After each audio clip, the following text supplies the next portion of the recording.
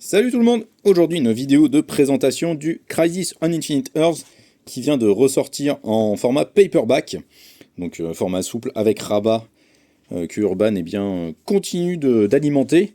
Ici donc avec Crisis on Infinite Earths qui est de retour, l'événement majeur de l'univers DC Comics. Alors désolé, ça il y a pas mal de reflets. Événement majeur qui a vu le multivers d'ici être détruit pour des questions de cohérence hein, à l'époque, parce que c'était un vrai bordel avec ce multivers à ce moment-là. Donc fallait faire le ménage, fallait nettoyer un peu de tout ça. Et donc c'est Marv Wolfman et George Pérez qui s'y collent, avec des planches incroyablement détaillées. C'est fabuleusement beau. C'est vraiment une petite dinguerie.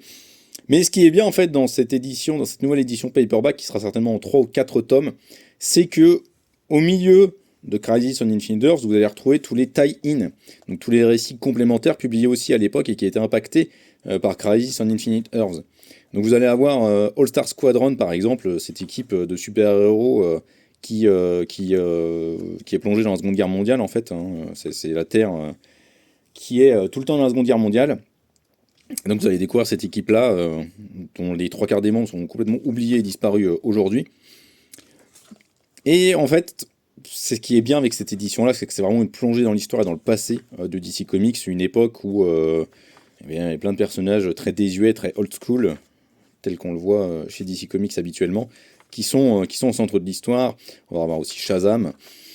Donc voilà, plein de personnages qu'on retrouve, hein, parce que voilà, elle, Belle, on va la retrouver dans la GSA, dans les GSA Chronicles de Jeff Jones. Shazam, évidemment, on le retrouve parce que c'est un personnage majeur. Jay Garrick, Alan Scott, pardon, vous le connaissez en tant que Green Lantern aussi. Il y a d'autres personnages qui vont disparaître, qui vont être portés disparus, ou des versions, tous les cas de ces personnages-là, qui vont être disparus. Alors là, c'est assez moche. Vous allez avoir Firestorm, enfin plein de trucs en fait, et aussi du Batman par Doug Moench à l'époque, du Green Lantern. Voilà, plein de trucs qui vont montrer comment cette crise va impacter l'univers d'ici de manière vraiment générale et vraiment large.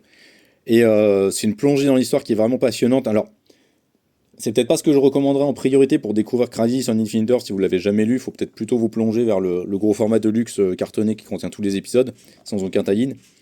Mais si vous voulez avoir l'expérience complète, si vous n'êtes pas frileux à l'idée que le rythme soit dilué, c'est une plongée vraiment passionnante dans l'histoire de l'univers DC Comics et dans l'histoire avec un grand H des comics. Vraiment, c'est incroyable. On se prend au jeu en fait, hein, au bout d'un moment, c'est captivant à suivre. Et puis voilà, c'est un événement majeur quand même, Crisis on Infinite Earths, qui est super en termes d'écriture, qui est incroyable à tous les niveaux. Donc moi, je vous le conseille fortement. Mais voilà, peut-être plus si vous êtes connaisseur ou connaisseuse de l'univers DC Comics, peut-être pas forcément si vous êtes débutant sur cet univers-là.